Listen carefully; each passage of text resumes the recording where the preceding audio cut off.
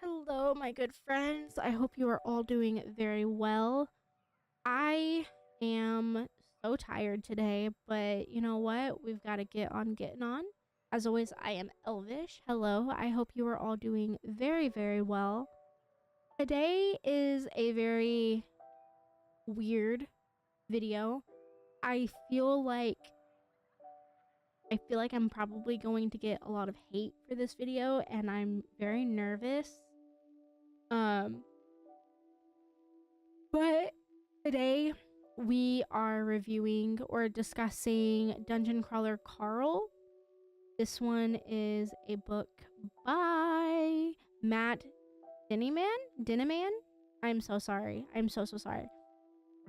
Um I've heard about this book and I've seen it all over TikTok, and everyone was always talking about how fantastic it was. It was always recommended on Audible, which is actually where I read it, by the way. I listened to the audiobook. I have not read the physical book. Typically, it's reversed, but I did the audiobook this time. Everyone, like, even on Audible, the book is like a 4.8 rating. On Goodreads, it's like a 4.5 or something. Everywhere you see this book, it is so heavily like rated fantastically. That's a word today. Not. But it has such amazing ratings, and I wanted to read it because, you know, I'm very big into like D&D. I'm very big into fantasy and just, you know, shit like that. And so it kind of gave me those vibes. So I was like, you know what? I'm going to pick it up and I'm going to read it. And it was going well until it wasn't. And now, I'm not saying the book was bad. Absolutely not. Not at all. I just don't think I read it at the right time.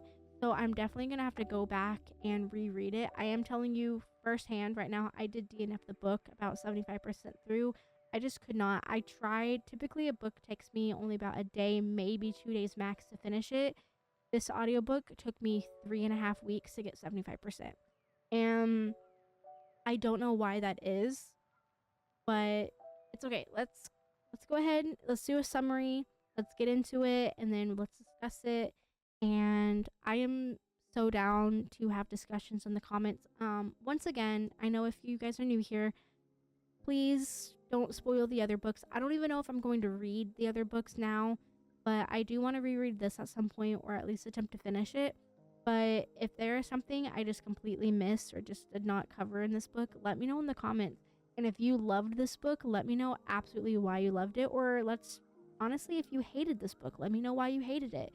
Let's have very respectful conversations and discussions in the comments. And yeah, let's go. So, Dungeon Crawler Carl, it begins with a very sudden, cataclysmic destruction on Earth, orchestrated by some mysterious alien race. I still don't really know who they are. I don't even know if it explains who they are, but humanity has completely been wiped out, except for a small percentage of people who were in reinforced structures, kind of like basements or bomb shelters. We have our main character, Carl. He is an ordinary guy, honestly, just in a bathrobe. He survives by complete accident. He was retrieving his ex-girlfriend's cat. Her name is so long, I'm going to be real with you, I cannot remember, but let's just call her Princess Donut. Carl and Donut awaken to find themselves unwilling contestants in the galactic reality show. It's called the Dungeon Crawler Experience. I think it's described as a brutal televised death game set in an endless procedural generated mega dungeon ? And it's run by powerful alien producers. Carl obviously must fight the monsters, complete quests, level up, and earn approval by the bloodthirsty aliens that are watching it, all while trying to stay alive. Donut ends up talking. She ends up getting magical powers where she's obviously over the top. She's the companion and co-crawler with Carl. She is sassy beyond belief, and somehow she is super powerful? Question mark. I don't understand that at all. As Carl adapts to the bizarre and violent dungeon environment, he learns about the game's mechanics, including the skill trees, loot drops, dungeon bosses, sponsorships, all that good stuff. I believe if you die in the dungeon, you obviously die IRL. Duh. He's not just surviving, he's starting to outwit the system. He forms alliances, exposing corruption within the show's administration, and begins to suspect that the dungeon may hold the key to bringing justice to those who destroyed Earth. What starts as a fight for survival becomes something deeper, a battle for meaning, freedom, and maybe even revenge. The book ends with Carl surviving the first major floors of the dungeon, wiser, stronger, and with a growing fan base, but the deeper he goes, the more dangerous and morally complex the game becomes.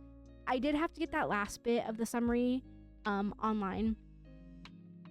Because again, I haven't finished the book, so I didn't know like what the ending was, so I had to get the last final bit online. So I'm sorry, because if it sounded like I was reading a script, I literally was. You are correct. But no, it was fun. The first chapter is what drew me in. He is absolutely hilarious.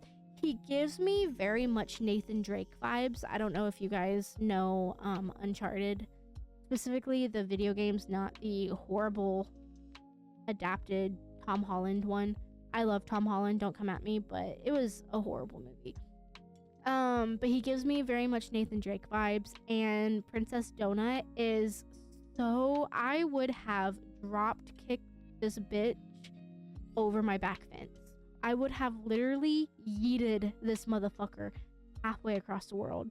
But somehow he's still caring for her. And they end up going in. I want to say, please forgive me if I'm wrong, I want to say the first major like NPC type character they meet is like a beetle, a crab, something. I don't know. What is he? I don't know. But he was so funny and I loved him so very much. A turtle? No, he's not a turtle. What the fuck was he? I don't know.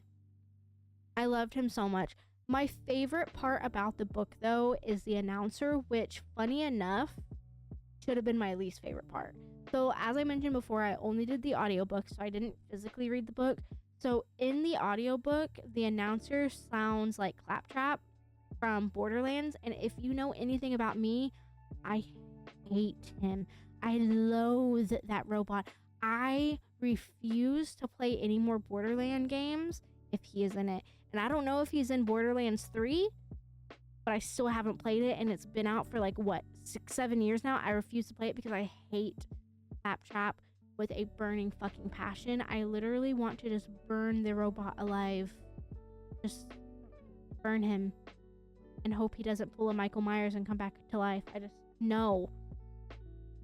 So the announcer sounded just like him, to a T, just like him. I don't know if the voice was meant to sound just like him, but it did. The sarcasm sounded just like him. So it was very comedic. There was a lot of comedic relief in the book. Every time the book semi gets serious, there's always comedic relief right after. I really, really enjoyed that. I did like how it felt very D&D-esque. We kind of had potions being used. We had overall like constitution checks, not checks as in they had like roll dice or anything, but like, you know, they had to check themselves a lot, which was pretty cool. They had to check their stats, level up. They had loot boxes. It was a pretty well-rounded book, and it was very fun, and I loved every second of it until of course I didn't. And now I don't know what happened. I ended up, I think it was around chapter 20. The book began to feel very stale to me. It felt very slow, and I don't know why it felt that way. Like I said originally, I think I read the book at the wrong time. I started reading this book when I was going through a lot of stress, and I think ultimately, I typically read 5 to 6 books a week. I have read 2 books in the last 3 weeks.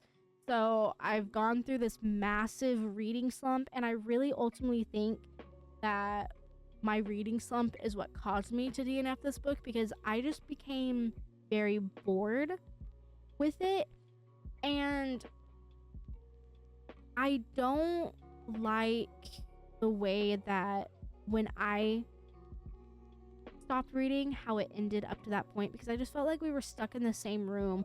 I felt like 3 to 4 chapters was stuck in a room. We haven't even gotten halfway to finding the stairs to go to the next level yet. They weren't even really looking for the stairs quite yet. He did mention that he walked around for an entire day, so hadn't found it. But I just feel like it was a lot of Carl being like, why am I not powerful enough? And then you have Princess Donut belittling him like, oh, I'm the best because you need to listen to me. And I understand she was the most powerful out of the party and everything, but it was kind of strange. And then we met this whole like crawler killer guy. That's probably not what they're called. I'm sorry, I can't remember. But we met him, and I kind of really didn't like his character all that much. But once we finished battling the boss that we ended up seeing, I felt like the book just slowed down drastically. We were at such a fast-paced momentum before, with a lot of, like I said, comedic relief, and then out of nowhere, once we ended up defeating the boss and now looking for the stairs, I just felt like it continued on forever and it never ended. And obviously reading the little summary from online, well, the last part, specifically the ending, reading that from online, it obviously they end up finding it. So I do think, what I think might happen, I think I might finish reading this book, and then if I do end up reading book 2, I'll update my thoughts on this book, and then I'll talk about the second book in the same episode. But it was just very kind of heartbreaking, because it's like I came home and I was talking to my boyfriend about it, and I'm like, man, like I really love this book, but I don't understand, like I'm so bored. And so finally one day I finally put the audiobook on. I listened to half a chapter and I was like, you know what, I can't do this anymore, I'm good. And it wasn't the fact that it was boring character wise, because everyone had their own amount of personality that truly did make the book. I don't think the book would have been as interesting if Princess Donut wasn't in it, even though I did find her a little bit kind of insufferable, not really too much, but her personality really did make the book what it was. And then same with Carl, his personality made it very, I don't want to say unique, because I mean he kind of reminds me of, like I said, Nathan Drake, but he reminds me of any whole like video game main character. He's very confused. I don't know if that makes sense. That's probably not the way to describe it, but it just reminds me of any generic main character in any type of book, movie, video game like this. So he wasn't too interesting. And then the announcer was absolutely hilarious. I do wish the announcer came on a little bit more. I do think towards the end, I understand it's a game and he can't come on that much, but I do wish I got a little bit more of the announcer. He was hilarious. Like I was actually like holding my stomach laughing at times.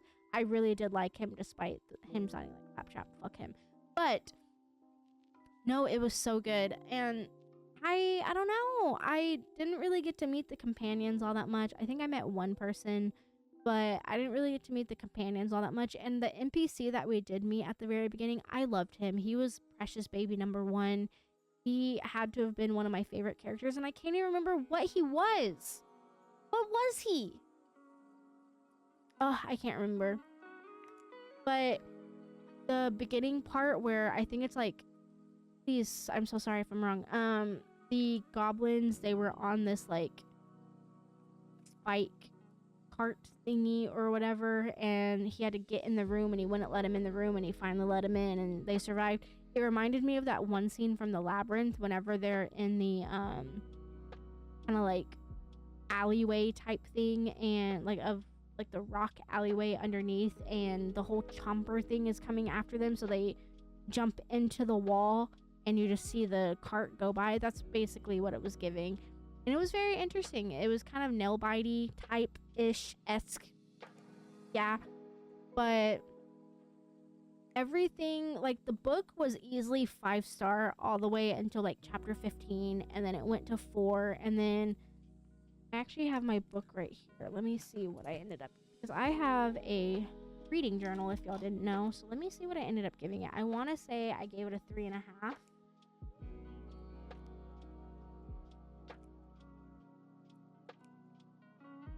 Yeah, I gave it a 3.5-star rating. I know that's very low compared to what everyone else gave it, but also keep in mind that I did DNF the book, so the fact that it got a 3.5-star while DNFing it is pretty good for me. Most DNFs get a 1-star. So I will be honest, as I've mentioned multiple times before, I didn't DNF this book because I absolutely hated it. I think I read it at the wrong time, and although I am not a mood reader, I very much am like,